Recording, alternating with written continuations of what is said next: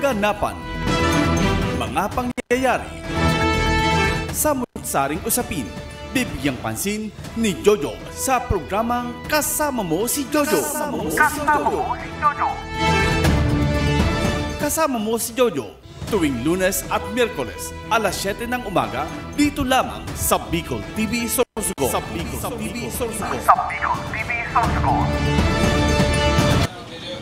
Alright, nagbabalik po kita giraray, no? Pagpasensya na po. Tabi, takita po, pinalsukan ng kuryente kan sa tuyang mga amigo dyan sa Soreco 2. Palibasa, sa inyong lingkod ay panakabayit nga sa iyang muruso dyan sa Soreco. O yan, kita atapig karawang kita kan Soreco habang nasa kasiraman kita sa pagtalakay. Ang manungod po sa negatibong aspeto, no? Kan sa tuyang probinsya, pag-abot po kung kita tabi nasa progreso na komunidad, nasa progressive city na kita, sa progressive province. Anyway, padagos kita, no? Salamat tabi, Soreco 2 sa pagbabalik kan kuryente, no? Mapagpadagos kita kan sa tuyang programa. May babasahon tabi ako digdi, ano? Na narrative hali po sa sarong barangay captain, no? Dili na kita mataunin pangaran. Mahiling na po niya sa mga social media na saro ini sa pig post niya.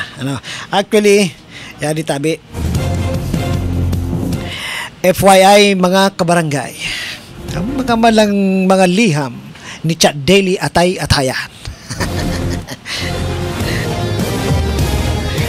May mga data information na lumalabas ngayon sa social media related sa poverty incidents. Kaputan lang tabi. Una, ano ang gagawin natin to address itong issues and concerns na base sa data from 2018 to 2023, nasa 11.8 ang itinaas ng poverty incidents ng city province sa laog tabi kan 5 taon. Diba, imbis na bumaba ang bilang ng mga duka, parang mas lalong tumaas. So ano ang gagawin natin? Malaki ang participation ng lahat para may angat ang antas ng ating kabuhayan, hindi lang ang gobyerno, tayo din ng mga mamamayan.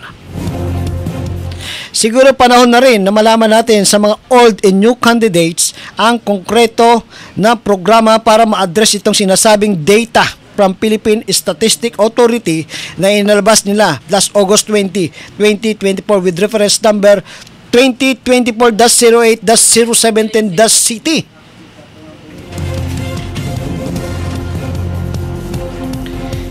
Hindi lang naman dapat natatapos sa figure o data. Dapat tayong lahat ay magtulungan para ma-address ang ganitong problema, and dapat magmula sa barangay ang mga initiatives din suportahan ng mga mas mataas ang pwesto sa gobyerno if okay ang mga plans and programs down to munisipyo, city and provinces. Nakita naman natin ang mga naging projects ng ating gobyerno which is above par performance, pero siguro need tabi tignan ngayon kung paano may angat ang mga kabuhayan ng bawat Pilipino. #poverty incident. The proportion of families, individuals with per capita income less than the per capita poverty threshold to the total number of families and individuals. Poverty thresholds, the minimum income required for the family individual to meet the basic food and non-food requirements. Ayan tabi, maliwanagon ang pagkaka-explika. Ini tabi, sabihin tanganing matawa mo tabi ng kredito kay Barangay Captain Paborian Arlis Hanaban. Thank you very much sa imong magayon na obserbasyon, sa ibang magayon na narrative manungod po sa lagpak na grado na itinaw po, no, sa tuyang mga lingkod bayan,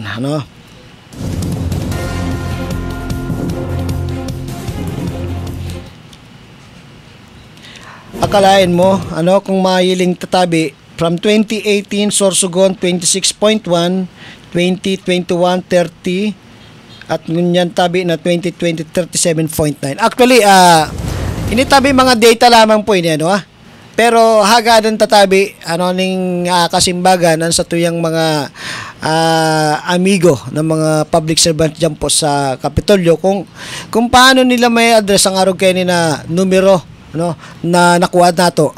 Initabi bako man lang ini po hali sa kuya para po maraman po ka sa tuyang mga kababayan. Ini po hali duman sa nahiling ta. Again ulit-ulitong ko tabi. Hali po ini sa nababasa, nadadangog asin naimod ta sa na sa social media na numero na pigtatao ta digdian sa tuyang opinion nagbe-base po sa mga arog kay ni kaya po kita nakataram kay arog sa di. But siring kayan, mahanap kita ning kasimbagan maski hali tabi kay Public Information Officer kay Padidong Mendoza kung paano hindi na may address ang arog kay ni ta sindabaga tabi ang kasalukuyang nasa mga posisyon lalo na po kay Gobernador Edwin Buboy Amor bilang pagrespeto po sa iya bilang gobernador po ng satuyang probinsya ang kasimbagan po dapat po maghahali po sa inda bako po maghahali sa konsisay paano ninda may address o paano ninda pa may papatunayan na initabi na nakasurat digdi sa tuyang mga nakuha ang mga data is bako totoo. Tanahiling taman po baga, batog sang pagtukaw po ni Gobernador Chis Escudero na binatugan po ang panahon ni Senador Chis Escudero na ang progressive pag-abot sa infra sa satuyang probinsya yaon na tabi nahihiling po. Lalong-lalo na po sa mga turista na nagbibisita po sa tuya. Nagrabe po ang pag-umaw na nangyayari sa dakulon na nahihiling ninda na pagbabago sa probinsya kanso sa way back before kasi nagkakaigwa tabi kita baganin comparison pag-abot sa konsisay tabi ang nakatukaw ngunyan versus duman sa nakatukaw sa mga nakaagi. So yan po ang nagiging basihan. Kaya lamang po sa pigluwas po siguro digdi po na mahihiling ta na ang bilang kan mga tios digdi po sa probinsya Constitution nata po garo dili na hatagan o na papansin kan sa tuyang mga kinaukulan na dapat numero 1 po dapat kita bilang mga individual is medyo maging eye opener ang narog sa di pero again maging eye opener kita sa gabos o sa bawat adlaw na nagdadalagan na habang sa tuyang mga kababayan is naginguwa na makakaong kitulong beses sa sarong aldaw. Yan po ang sakuyang opinyon. Kung ang pagbabasihan po niyo, kung ang opinyon ko sa nandadangong niyo, dili tama. Kundi haramon tagiraray ang mas hararom na kadahilan na natataro kay ni. May katotohanan ba? Daing katotohanan ba ini na pigluwas po ng mga issue? O talagang harani na ang eleksyon kaya po nagluluwas ang arog kay ni masasabi baga po natin na may politically motivated ang arog kay ni na mga discussion na igwa kita sa kadahilanan po harani na po ang eleksyon nakapag-file na nga ni po si Gobernador Buboy Amor nakapag-file na po kan sa iyang kandidatura bilang re-electionist ng gobernador kan sa tuyang probinsya si Vice Gobernador Junjun Escudero iyo man po nakapagsumiti ng po sa COC ang sa iyang mga kalaban bilang Vice Gobernador bilang independe na kung may isip naman po baga kapartido ini pero nagdalagan bilang independyente bilang Vice Gobernador kan probinsya kan Sorsogon. And of course, sa segundo distrito nagkaigwa po si katauhan tabi ni Mayor Catleaso ni Matdog Mayor Catleaso na labanan tabi ang sarong Gobernador Buboy Amor bilang gobernadora na gusto man niya magtaukan sa iyang serbisyo digdi po sa probinsya kan Sorsogon. And of course ang pronouncement napigibo nga ni tabi ni gobernadora sa satuyang pag-attend kan mga press con duman sa Matnog batok pa kasay ng mga tawag kayo mga outtaking na ginibo duman sa Matnog. Sinabi man po ni aspirant governor Catleaso na ang sa iyang vice gobernador ay si Junjun Escudero ang kasalukuyang vice gobernador. Siring man ang sa iyang congresswoman digdi po sa primero distrito na bibit-biton si incumbent congresswoman Det Escudero. And of course, ang sayang congressman tabi sa 2nd district, mayong iba kundi si Attorney Cronimar Escudero III. Natugang naman po ni Vice Gobernador Junjun Escudero na pinsang buo naman ni Senate President Francis Chis Escudero. Kaya mga tugang, Matatandaan ta po baga na si Mayor Matdog Catliaso, ay dating nasa panig po kang partido kan Nationalist People's Coalition kan sa iyang panggaganahan bilang mayor kan Matnog sa nakaagi na eleksyon. Pero ngunyan tabi nasa partido na po ng Partido Federal ng Pilipinas, na partido po kan sa tuyang Pangulong Bongbong Marcos. Siring man po si Attorney Cronimar Escudero bilang congressman kan Segundo Distrito, naghiwalay na po yata ang landas na from NPC to PFP.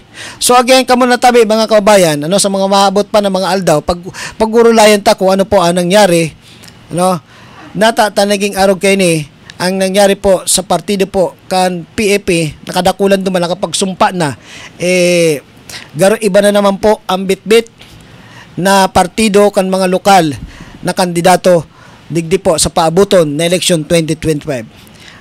Inabutan po kita kan oras kan sa tuyang programa sa kasama mo si Jojo, and of course sa masunod po na programa ta sa Miyerkules tabi abangan po niyo alas 7 manggiraray kan pagkaaga.